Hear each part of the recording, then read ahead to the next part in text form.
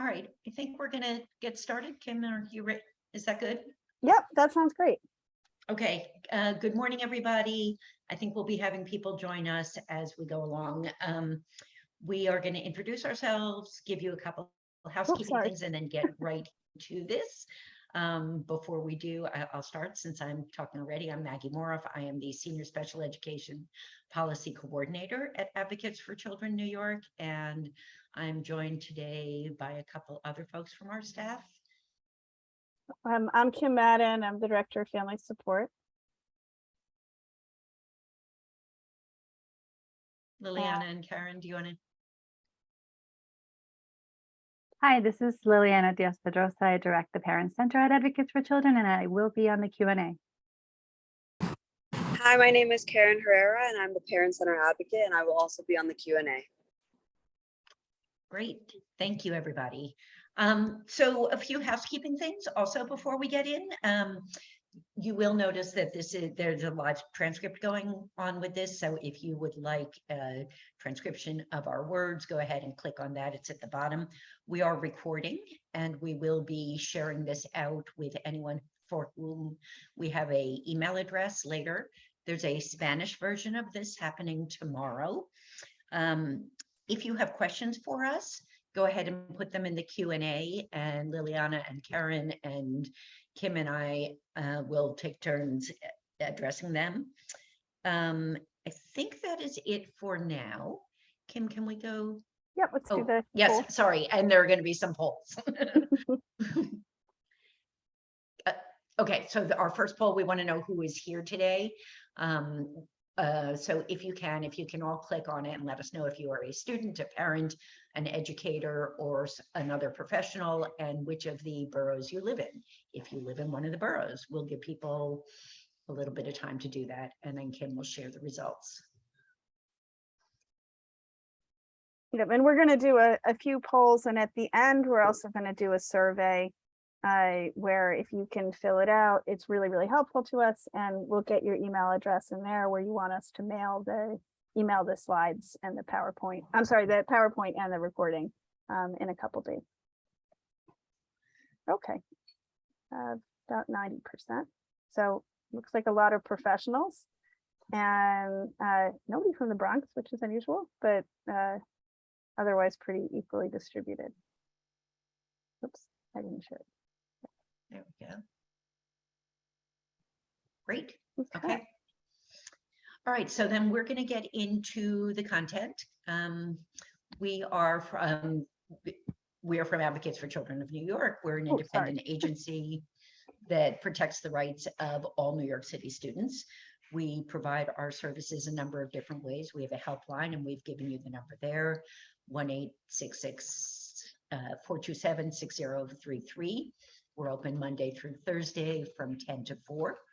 We also do a lot of guides and resources, which you can see on our website, www.advocatesforchildren.org. We do a lot of workshops and trainings, more online these days than not, but we are back in person some. And then we provide free legal services to low-income families. Based on all of that information, we also do a lot of policy work and larger scale litigation work, but we get our understanding of what needs to be addressed for those through all of the things you're seeing online.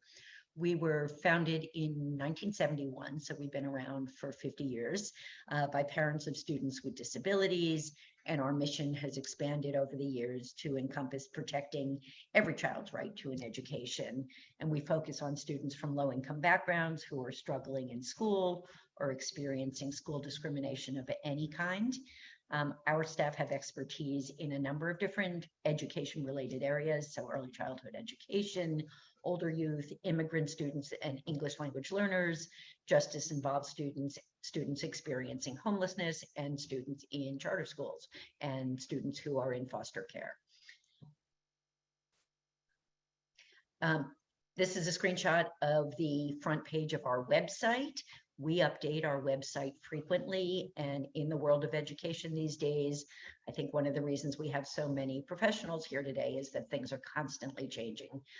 So we update our website, and we're also doing more and more webinars. What Kim's showing you now is a screenshot of the page with our webinars. So all of the ones that we have done over the past several years are there. We will post today's presentation up there as well.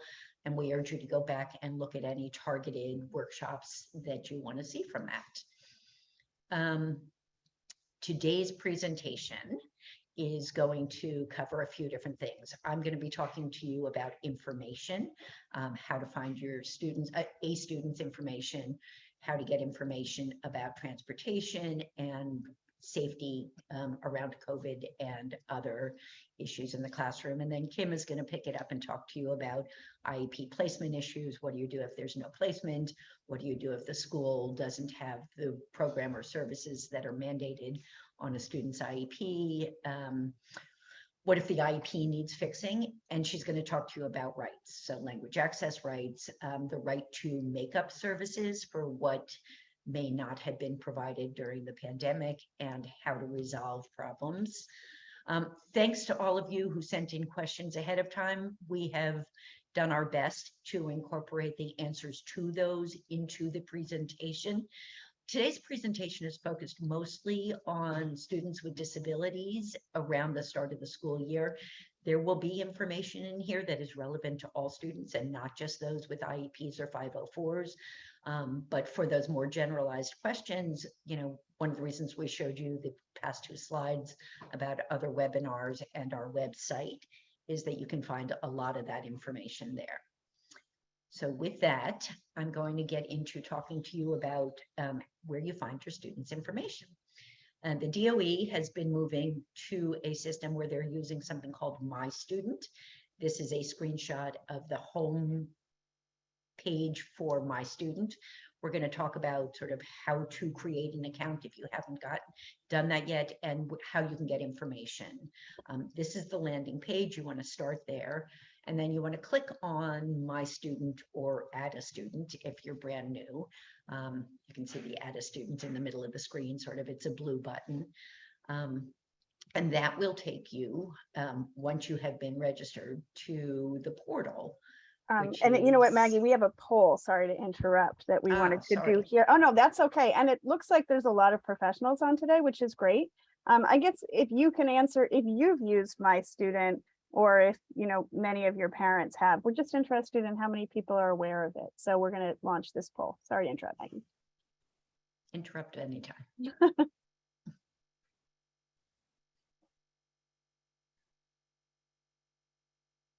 Oh dear.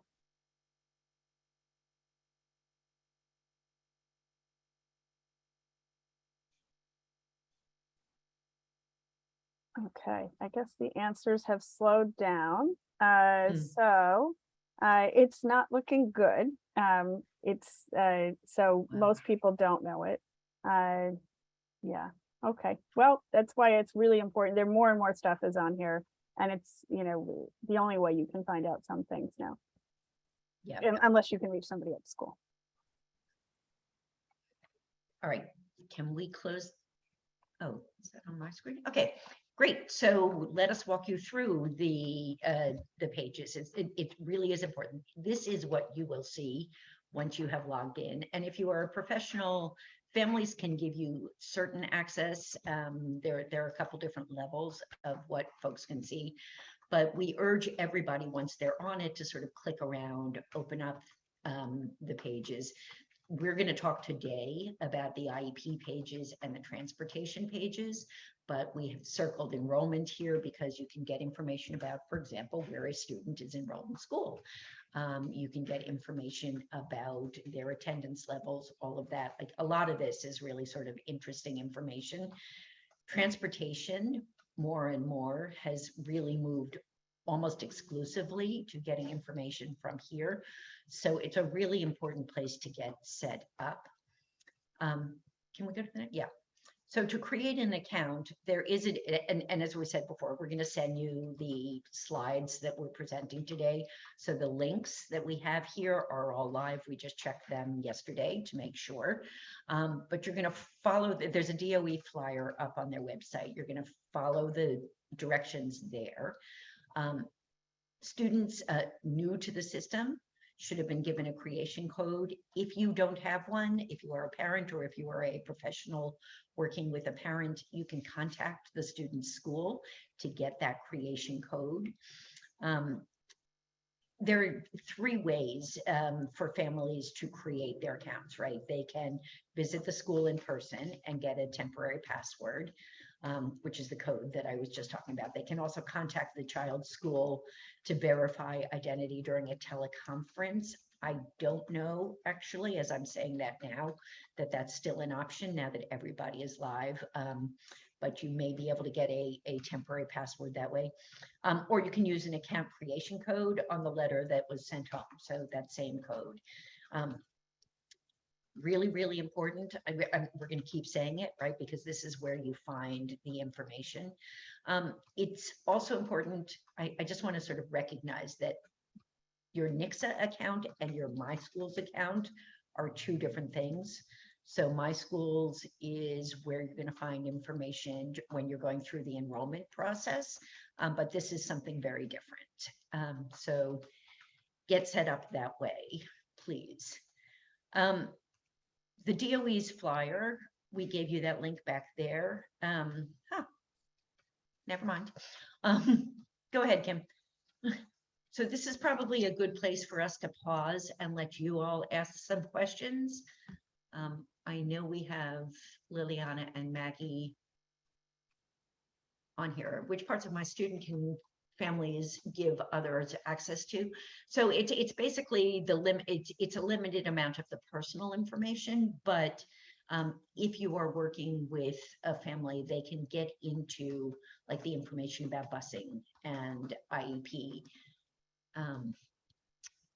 Will you be able to discuss what families of children in charter schools were? Sorry. Will you be able to discuss what families of children in charter schools who are in temporary housing should be doing since the DOE transportation doesn't start until next week? Excellent question. I'm about to talk about transportation, but students in charter schools, if they have busing pursuant to their IEP, should have that in place. I know that they do not all. I'm working right now with folks from a charter school and OPT to get it into place. And we will talk about sort of that for sure. And there are separate rights for students in temporary housing as well. So I think one of the best things is on the website, the DOE's website, they have a link to that as well. And if you do hit issues, please call our helpline. Because obviously the combination of those two factors could make it even trickier. I just got to note that my sound may not be so great. I will try to talk a little bit louder. I don't know what that's about.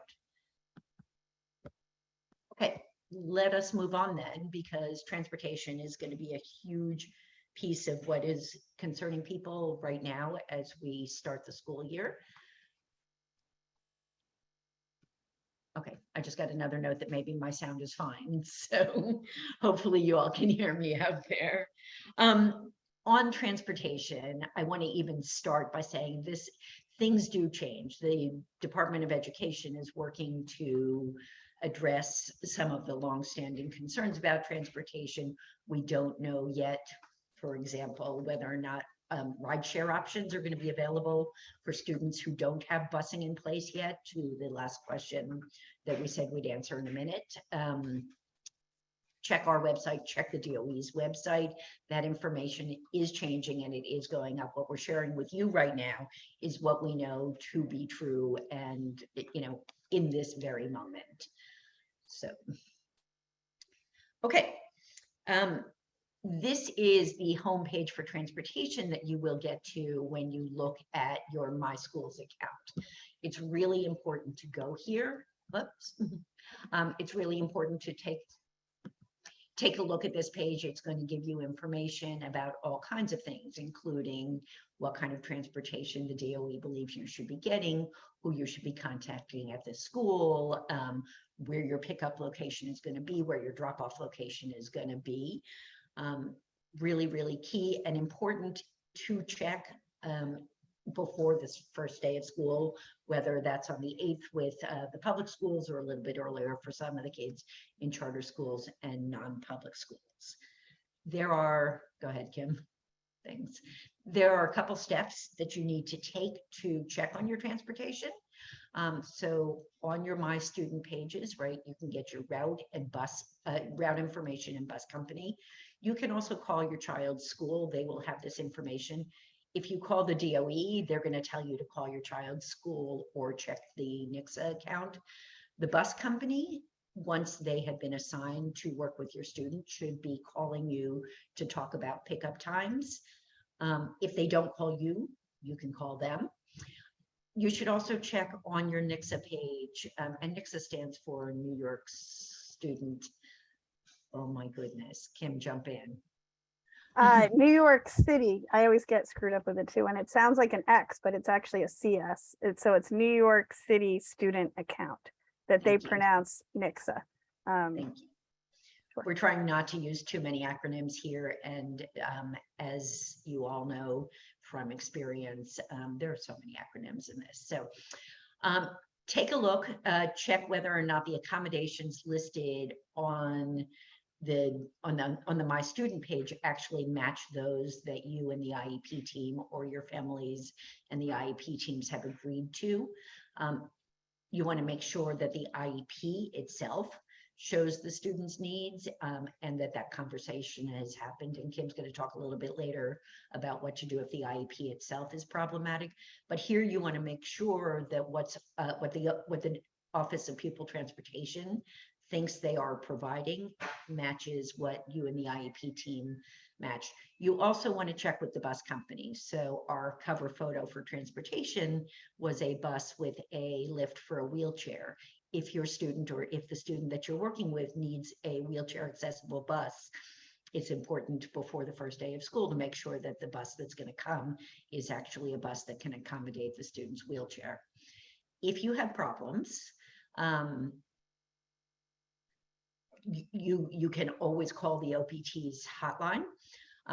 Over the years, what that hotline has done or their customer service has done has changed some. It's still really important to reach out to them. As I said before, they won't give you route information. They'll tell you to call your school or the bus company. Well, if you need route information, the bus company won't help. They'll tell you to call your school. But you can still file a complaint. And if there are problems with the bus company, for example, you can file a complaint. If there are problems with the pickup time in the first week of school or the 10th week of school or the 30th week of school, you can call and file a complaint. Call often.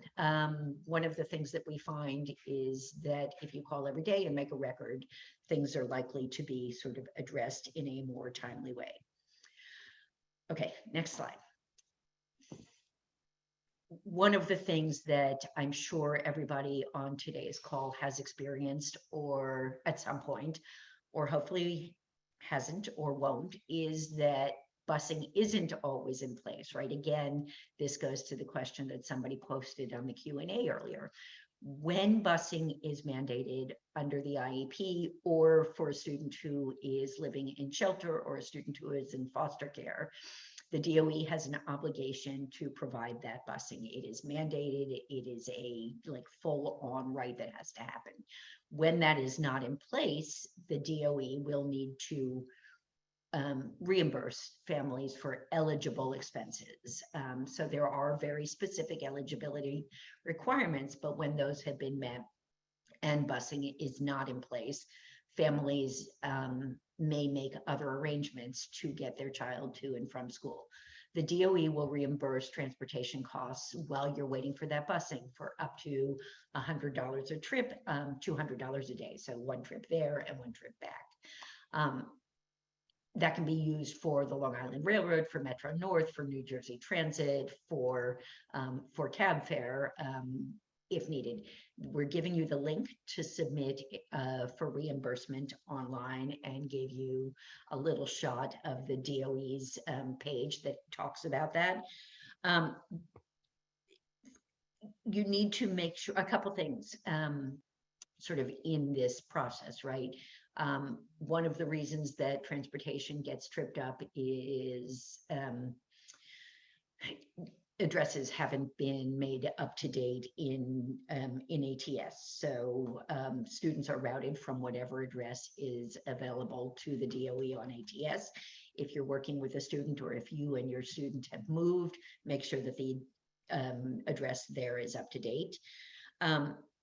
If the child is not otherwise eligible and you are taking cabs and submitting reimbursement forms, they are not going to be reimbursed. The process does take a long time, and sometimes it can be really confusing to figure out what's going on. As I said before, the maximum amount of reimbursement per day is 200. When you are submitting for reimbursement, some of the acceptable forms of documentation are photos or screenshots of receipts if you've used an app, or a copy of an invoice if you've gotten a paper invoice. You will need a Google account in order to do this, and I know that some of the folks that we work with don't have Google accounts set up. If that's not happening, then you can email the completed forms. You'll need a Google account to use the online form. You can still email things to the OPT. It's just a slightly different process. We took out the questions slide here, but I want to pause for a second and see if people do have questions. I also, as I said before, and I know I'm repeating myself, in the past 2 years, there have been rideshare options available. So for families that don't have the money to put it out up front and then seek reimbursement, there have been available remedies to get to arrange for car service that the DOE pays for upfront. That's not in place yet for this year. We and lots of others are advocating for that. And I really, really hope that if you keep checking our website and the DOE's website regularly, there will be information about that up any day now. So let's pause and see if there are questions. Reimbursement can be a problem because parents must pay upfront. Yes, agreed, Ruth, and that's why we're all pushing for the rideshare options. We don't know about over the summer there were vouchers. Is that going to be in place this year? We don't know. We certainly hope so, because we also recognize how incredibly critical those are to a lot of the families that AFC works with, and that all of you are working with. All right, let's go on to staying healthy.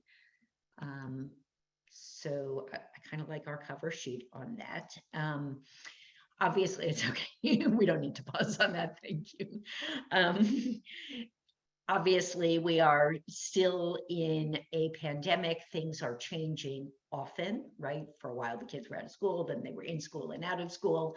All schools are open and students are attending in person unless they have medically necessary home instruction at this point, or if they're home during a time that they are sick. But we wanted to just go through the current protocols with you. Vaccinations are still required for staff, for visitors, and for some students, those students being those that are participating in sort of close hands-on sporting activities. Masks are currently optional unless a individual has tested positive for COVID and has returned to school. Schools are working to continue to improve ventilation and conditions in the buildings. The students are no longer being screened daily upon coming into the school building. Schools are going to be giving out at-home testing for a month for each student to take home and to be used at home. Also, if there's a known exposure, they're going to be giving out 2 additional tests for students to test at home. We want to talk about, let me just go back for a second. So I said that there are vaccination requirements for students who are sort of doing close contact sports, football, lacrosse, rugby. It says bowling here, which I kind of love. For activities like chorus and musical theater, for dance and dance team, students can use the online, those students who are doing that can use the online portal to upload proof of their vaccination, which is a copy of their vaccine card. If students test positive, and this is all students, not just those in the close contact sports, if any student tests positive for COVID-19 and any of the variations, those students need to isolate for 5 days and can return to school on day 6 if they have no symptoms or symptoms are improving.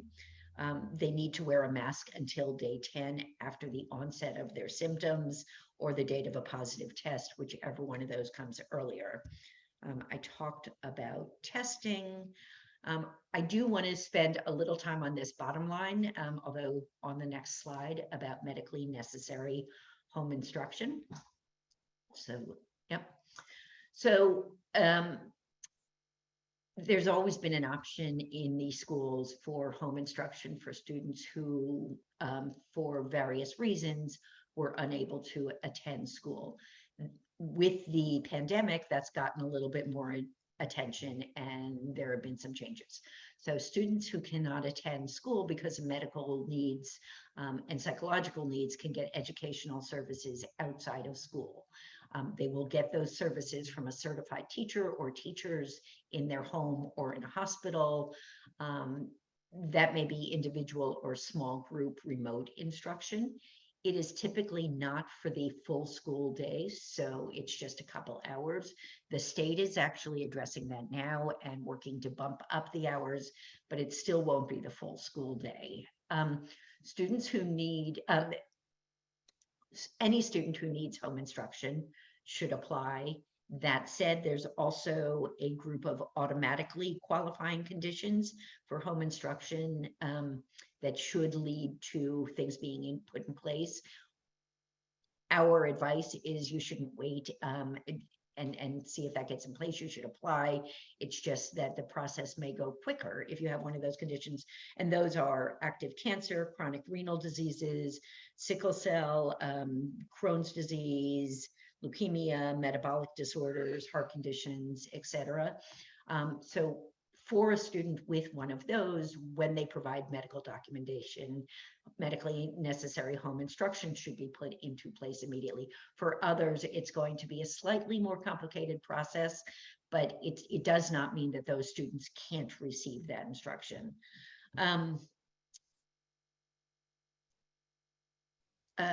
Sorry. Any family with a student who is immunocompromised due to a medical condition or treatment for a medical condition can apply. Really, really important to say. Last year when we did this, I think there was a lot of confusion if you didn't have one of those sort of pre-approved conditions. There was confusion about whether or not you could apply. You absolutely, positively can. I think now is another good place to pause for some questions, and then I'm going to hand things over to Kim. And one question that came in that I just answered in the Q&A, but I think could come up more frequently, and Maggie and I have fielded this on our helpline as well, is whether or not parents who get vouchers for related services or sets can use them for remote services. Last year it was allowed as long as the parent consented. We've asked and have not gotten a clear answer, which is frustrating. I would think you would have a pretty good argument to be able to do that. This is assuming a parent wants it. You know, I think it'd be fully within a parent's right to say they don't want remote services. But I think for a parent who does want remote services, you should certainly ask and make sure. But unfortunately, we don't have a clear answer to that yet. So kind of like the transportation, the prospective payment for transportation, those are two outstanding questions that we're really hoping we can get answered soon. If you have that question personally, please fill out the email survey at the end, include your email, and then in one of the lines in there where it's an open text box, just make sure you put that question and we'll try to get back to you about it. I also want to say something. I see that this got answered in here, but on busing, I probably should have mentioned sort of who qualifies for busing. So preschool students in specialized programs, special education programs, have a right to busing. Other preschool students do not necessarily. For school age students, if your student has busing on their IEP, or if they are getting busing because they are in temporary housing or in a foster care placement, they will be entitled to that busing. Beyond that, I think Kim is going to talk. Oh, no. I should have said this before. We also have up on our website a way too long 5-page handout on all kinds of issues that folks encounter at the start of the school year. A lot of the things we're covering today are also covered in that handout, and there's a lot more information on transportation. I will, when I stop talking, find the link to that and put it into something. We'll post it. And with that, it's Kim's turn. Yes, and I should have gone to the questions. I think one question that I just want to clarify, somebody asked, could you get the full IEP in My Student? Unfortunately, no. You see a summary of what's on there. So, you know, if you have special class for some subjects and ICT for others, you'll see that. You'll see what related services you get. But all the narrative sections and all of that, that's not in there at all. So it's a very excerpted thing. I think eventually we're hoping that one day the DOE will allow parents just to click and see evaluations and IEPs in a PDF type format so they can really see all of it. But that is not where it's at now. So unfortunately, that's not the case. That being said, you can see a lot in there for anybody who has a student who's older in high school. I think the graduation tracker is really helpful to look at. It's less helpful for students with disabilities, ironically, who have some of the most complicated multiple ways to graduate, but you can see how many credits you have and things like that, that traditionally have been really tricky for parents to access. Okay, so I'm going to talk about IEP and placement issues and some of the problems that tend to come up with that. I think the first one that we're hoping you're not in this position, but it does happen every year, is what happens if you have no placement and school is starting in about a week and a half. So if you're in preschool and related services only, you actually have to find the preschool on your own. They don't place you in a preschool for related services. And you can call the Office of Enrollment or you can email this address here. For special class, the CPSE is supposed to find you a placement. There are problems, of course, with finding appropriate preschool special education placements, but if you don't have one at all yet, you should be contacting the CPSE. Okay, and then for older kids, so for District 1 through 32, if you don't have a school placement yet, you can go to your zone school. That really applies mostly to elementary, a lot of middle schools, and a handful of high schools, or the Family Welcome Center. The Family Welcome Center should be open. We actually just heard of a problem at one in Manhattan, but you should be able to get to those. And the admissions process is how people get placements in District 1 through 32 for kindergarten and middle school and high school. The wait lists are still open. So if you got matched with a school, but you don't think it's a great fit, please keep checking back on My Schools, not to be confused with My Student. Hopefully I'll get them straight. I tend to mix them up when I'm talking. But My Schools is where you can find out the schools and see the wait list. My Student is where you can see the other information. And then I will talk a little bit about specialized programs. For those, hopefully you've already had a seat. Although we do hear from some people who the seat that they were offered was really inappropriate, and sometimes there's a better fit in a specialized program. So I'll talk a little bit more about what I mean on a later slide. For District 75, it's a little bit more straightforward. You should be getting, there's acronyms in there, I apologize, prior written notice, or PWN, or school location letter. These are pretty wordy letters, but somewhere on there it should say, you know, 6 to 1 to 1. In a specialized school, and it should have the school listed. So P176 at whatever. And if it's an inappropriate placement or there's an issue with it in some other way, you can contact D75 directly or call this number here and ask for the borough placement office. one issue that comes up every year, particularly in D1 through 32, although I have seen it in D75 as well, is you want to make sure if it's a new school or you have a new program on your IEP to confirm that the school actually can provide the program and services on the IEP. Legally, they're supposed to, but sometimes what happens if they don't have, for example, a small class in that grade, they'll ask a parent to consider changing the IEP, or sometimes they word that a lot more strongly. You should only agree to a change in the IEP if you think it's right for your child. So for some people, for example, maybe ICT and some individualized sets could provide enough support rather than a small class. So if if you have something that you think could work for your child, that makes sense. But you have a right to what's on your IEP, and you should only change it if you agree that it could work for your child. Okay, so I said before I was going to talk a little bit about specialized programs. These are programs that are outside of the typical admissions placement. So there's bilingual classes. There's far fewer bilingual classes than we hope there would be, and it can be tough to find one. So, but if your child needs a bilingual class, then you can certainly write in and try to make sure you get a placement. And they do have them throughout the city, but it sometimes means going to a different school than your zone school or what you matched with.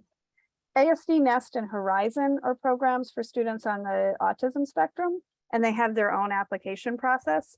We do have more in-depth trainings on these different topics, so I'm going to do just the quick overview of these things. And I certainly would also encourage you to look on the DOE website. We do have this further on a link to it. But the ACES program is a specialty program for students with intellectual disabilities in community schools, or I'm using the old lingo, but in D1 through 32 schools. Barrier-free and accessible schools, like bilingual schools, not all schools in New York City are wheelchair accessible, and not enough schools have bilingual services. If you need a wheelchair accessible school, and the one that you were placed with doesn't work, there is a process for that. Sometimes you can ask that the school you're in be made accessible, or you can ask to transfer for a school that is accessible. And finally, there's some new programs. There's some new literacy programs. That's been one of the things that the new mayor and the new chancellor have really been championing, although it's been in the works for a while. There's a program called I Read for early learners in kindergarten and first grade, and you can apply to that if you think that that's a program that your child might need. And there's 2 specialized dyslexia programs in Manhattan and in the Bronx that you could also apply for. There's just 2, so they're going to be expanding, but it's sort of like the ASD Nest type programs, except for students with dyslexia rather than autism. So I think the DOE is trying to create some creative programs for students that have more unique needs. And this is a list of what they have so far. Okay. Finally, if your students' needs can't be met in a public school, you can ask for a non-public school. This is for state-approved non-public schools, and they're for schools that specialize in meeting particular needs. The IEP would have to say defer to CVST, or on the placement program pages, it might say NYSED, that stands for New York State Education Department, approved non-public day program. The central-based support team is supposed to apply for NPS programs for you. However, I would encourage you as a parent or as a professional working with a parent to do that application process yourself. I know it's a lot of work, but you're much more likely to find a school that's a good fit for your child if you go that way. And these are for approved schools. There's a whole other process if you find a non-approved school, and that means finding an attorney typically and suing for it. So that's a different training. But this is just an overview for what if you don't have a placement, and what are some of the, placements that exist that are a little bit more unique. Okay, I mentioned this before, but what if they don't have the IEP or program services at the school that you've been matched to? And this is a problem that we hear about starting around now through, unfortunately, December and January, when people realize, wait, they actually didn't have the ICT I thought they did. There's just one teacher in there or something. So first of all, be proactive. I mean, if you're in a new school or you have a new program, make sure you're asking and confirming that the school can provide what's on the IEP. You can also, if sometimes you can't reach somebody or you don't totally trust what they're saying, you can research what the school has. And I mentioned this before, but all schools are supposed to provide the program and services on the IEP. That being said, you don't have a right to a particular individual school. However, the IEP program and services are supposed to be in place from the beginning of the year. So sometimes we hear from parents that the school that they're at says, well, we really don't have that here.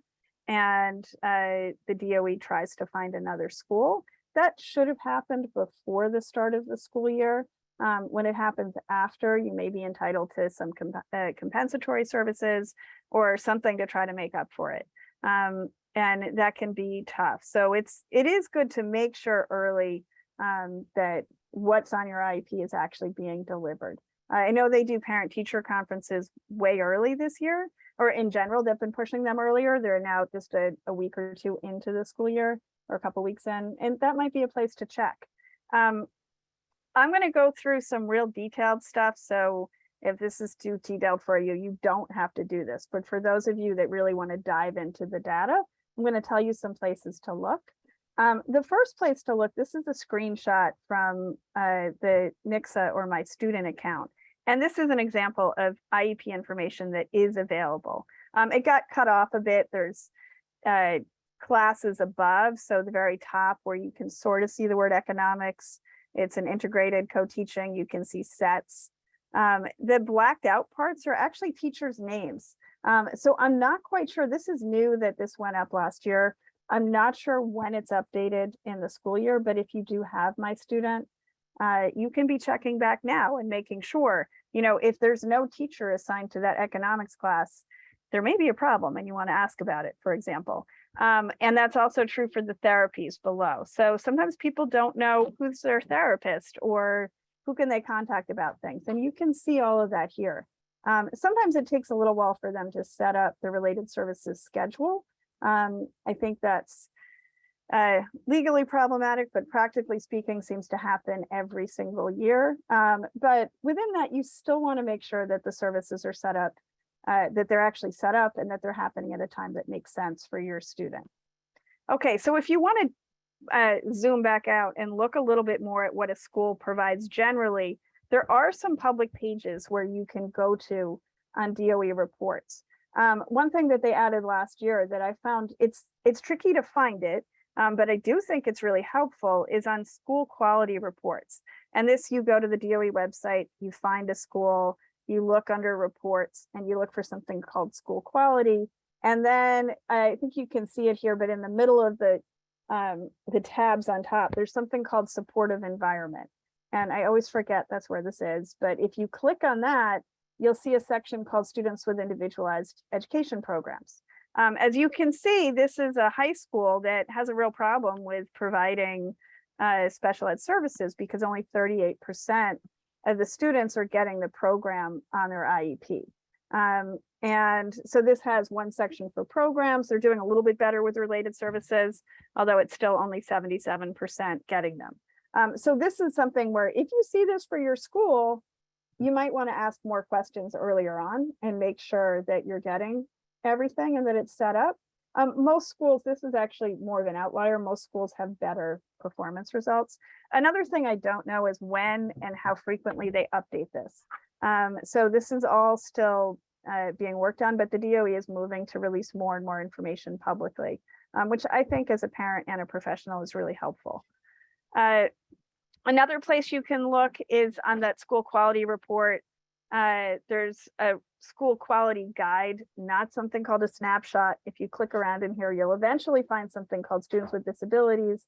And you can see here how many students are in what kind of setting. So for example, at this school, you can see they don't really have any self-contained. They don't use sets, but they use a lot of ICT. This is especially helpful when you're looking for a new school. But it can be helpful when you're trying to understand what's available at your school right now too. And finally, this gets updated, I think, just once a year, but I think it's one of the best ways to look. It is a monster of an Excel sheet. But if you click on this link, and this PowerPoint will be emailed to you, you can find a class size report. And this is for every school in the city. You have to scroll down and find your school, or do some Control F and find the school. But you can see what's the average class size, what's the minimum size. So for this school, this was one high school, they have Gen Ed and they have ICT. And for example, small class, you don't always find high schools that have small classes. And when you do, they might have it in English, but not in math. So that's something to look for. And it's a way to dig into what a school actually has. I mean, ideally, the school is telling you this, but sometimes people don't feel like they have that relationship with the school. Okay, that was a lot. Are there questions? Let me see. No, it looks okay. Okay, so changing the IEP. Let's say the problem is not that the school doesn't have what's on your IEP, but more troubling, the IEP doesn't have what your student needs. This is a process that can take some time. In order to change the IEP, it's probably something you're aware of from going through IEP meetings, but you want to get proof. It doesn't have to be a formal evaluation, but if you have a formal evaluation, that's great. If you're trying to change something, for example, to get climate control or limited time on a bus, you're going to need a letter from a doctor. Depending on why, you might need them to fill out something called the medical accommodations request form, which is online. But you may need to get some information and documentation about why the IEP should change. And you want to give that to the school and ask in writing for an IEP meeting. It can be in an email, it doesn't have to be in a letter, but just make sure you're really clear with what you want. And then you can, at the meeting, you can try to make sure you have people there who can support you, take notes. If it's something where you're not entirely sure what's happening, you can ask for the program pages to be printed out at the end of the meeting. Typically, parents do not walk out of an IEP meeting with an IEP in hand, but you can ask, and this is in the Standard Operating Procedures Manual, you can ask that they print out the pages at the end, so you can at least walk out with what classes are they recommending.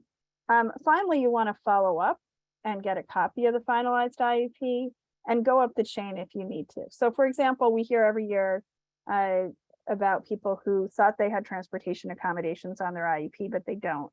And you want to try to start that process as early as you can and just keep following up, because until that IEP is finalized in the DOE system, OPT won't put it into place. Okay. Any questions on that so far? Yes, will the slides be shared? Yes, we are going to email both the recording and the slides. And the easiest way for us is if you take the survey at the end, when you click out of this webinar, if you have to leave early, whenever you leave, a link to the survey should show up. And I'll also put that in the Q&A as well. And also the links in the slides will be live when we share it to you. So you'll be able to use those to get to the various places on the DOE's website that we're directing you. Okay, so language access. First of all, for parents who speak another language, they have a right to get documents translated, including report cards, IEPs, evaluations. They also have a right to interpretation services at school meetings and events. And this is professional interpretation. Way too often we see the DOE just pull a social worker or a bilingual teacher, or even worse, ask a child to translate for the parent. That's not appropriate. It should be professional translation and interpretation. They do provide translation and interpretation in these top languages, so Spanish, French, Arabic, Chinese, Bengali, Urdu, Russian, Korean, and Haitian Creole. You can ask for translation and interpretation in other languages as well.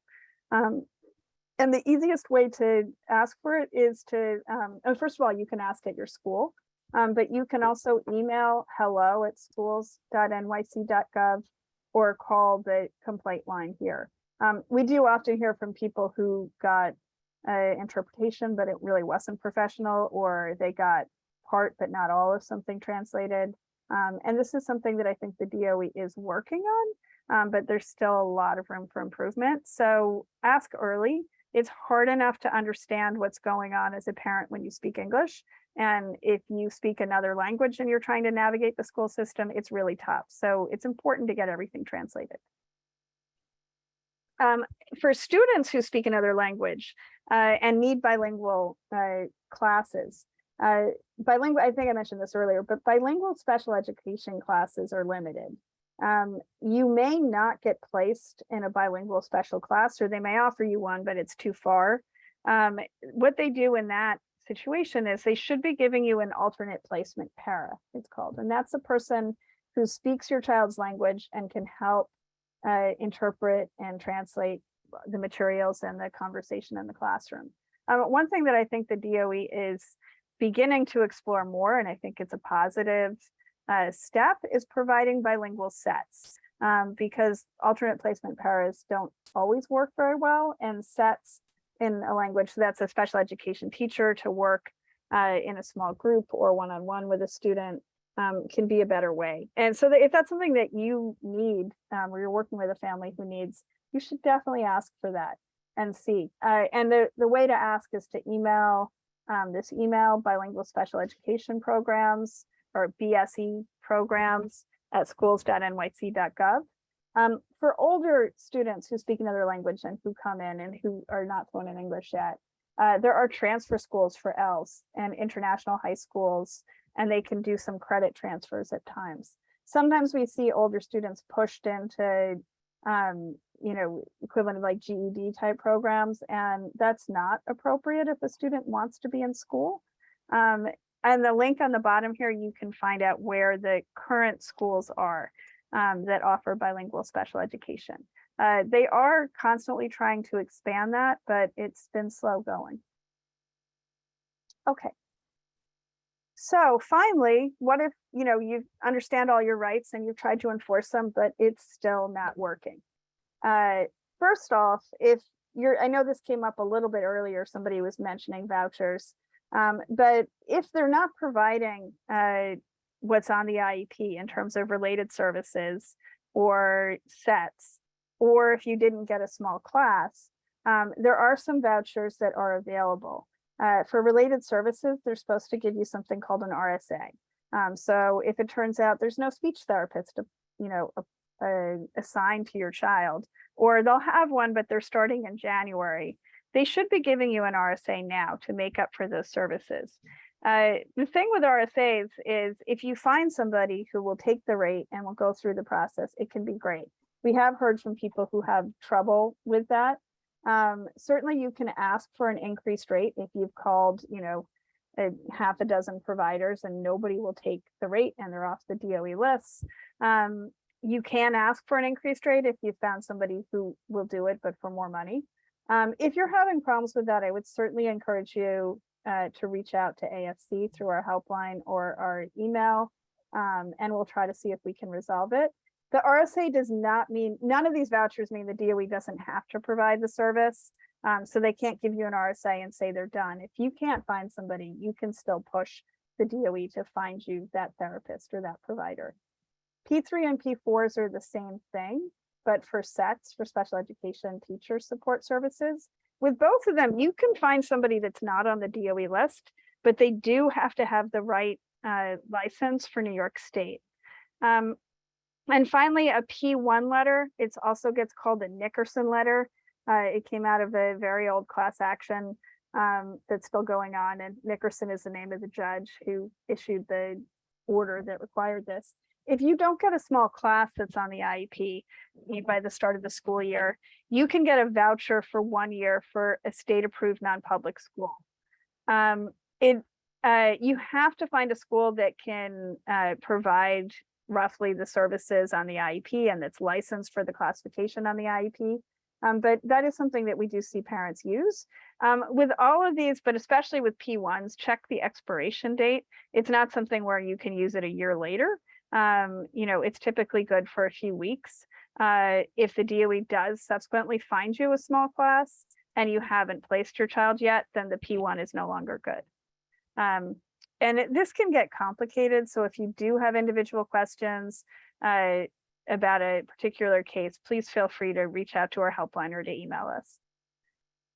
Okay, one thing that has come up, and this is another area where we keep hoping we'll get more clarity from the DOE on, but a lot of people missed services during the pandemic. And I'm sure I don't have to tell you that, but last year they offered recovery services, which meant that a school would affirmatively had to meet with the parent, with all parents of students with disabilities, figure out what they might need and provide those services. Now they seem like they're stepping back from that. So one of the things, the programs that they came up last year that they are continuing, which is great, is something called SEED programming. And it's for students on the spectrum where they have more and who have sensory needs. And there's more and more sites that are being added. And it's extra programming outside of school hours. And it's on Saturdays. One problem that came up is it was very unclear what they were doing for transportation. And I know we talked about this earlier, but if you're able to get your child there and then seek reimbursement, you should be able to do that. But it's the getting things paid for ahead of time that's tricky. And I think that's right. But Maggie, jump in if there's anything new on that.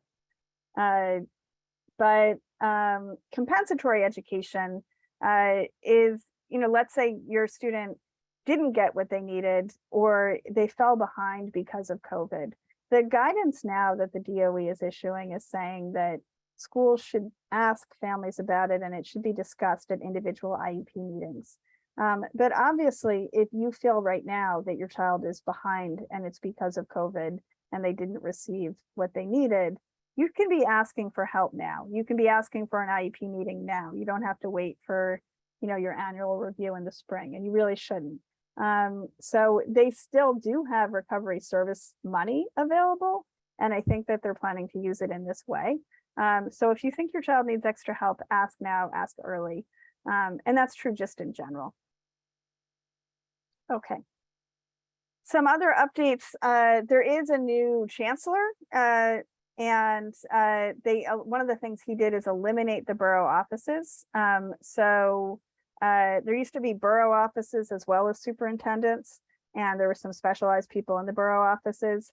Now the people who were in the borough offices are reporting directly to the superintendents, and there's been a lot of changes in superintendents. So there's a new DOE org chart. And you can check that out through the link on here, but just want to let you know that there have been a lot of changes at Central DOE. Okay, so for informal resolution, I think we've talked about this already, but you should always start with the school, talk to the parent coordinator or principal. Going up from that, you can talk to the district superintendent's office. And then finally, you could reach out to central offices. And there's a number and an email here for you to reach out for special education issues. There are some specialized emails that you can also use. So for related services, the DOE set up a dedicated email. The same is true for transition to kindergarten, also called Turning 5. Special ed at charter schools, you'd reach out to the CSE chairperson. And specialized programs, that's that list of programs that I went through earlier, like the ASD Nest programs, and ACES programs and things like that. They have their own dedicated email. If none of that is working and you're going up the chain but still having problems, of course, you should always feel free to reach out to AFC's helpline and we can try to brainstorm next steps with you. Finally, if none of this is working and you end up having to use due process, it's called, you could file for mediation. That only works if the school is willing to come to. It can be really useful if it's a school you want to stay at. It's an issue where a lot of it is just people not seeing eye to eye. A mediator comes in, it's an impartial person, and can try to talk through everything and see if there's a solution they can come up with. You can still go to an impartial hearing. An impartial hearing is a legal proceeding. There's an impartial hearing officer who's in charge, and you do get a written decision. Parents do it on their own. It is somewhat formal, so it can be a little bit intimidating.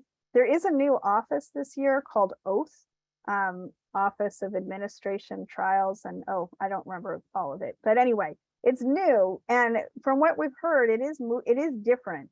The good news is it seems like it's moving a little bit faster. The maybe bad news is it's a little bit more legalistic, but I think it depends on who you get. But certainly it is a new process this year.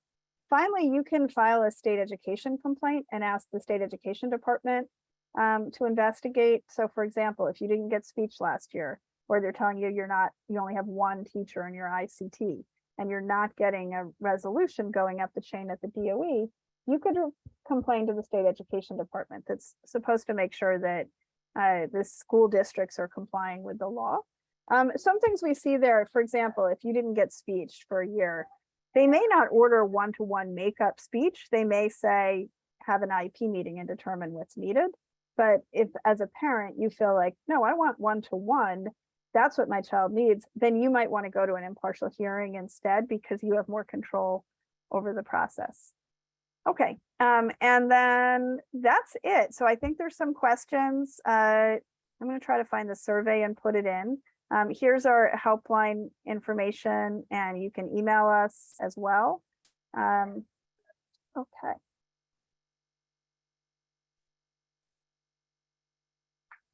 All right, so yeah, go ahead, Maggie. Sorry, I'm just going to jump in. It looks like somebody has a hand up.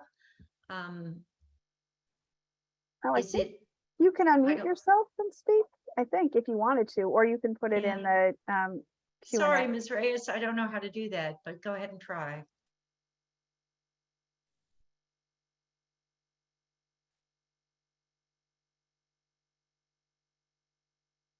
I don't know if it's possible, but can you put the question in the Q&A maybe instead? Or you can reach out to us at the helpline number, and we will, and just flag that you were trying to ask a question today, and we'll get you an answer.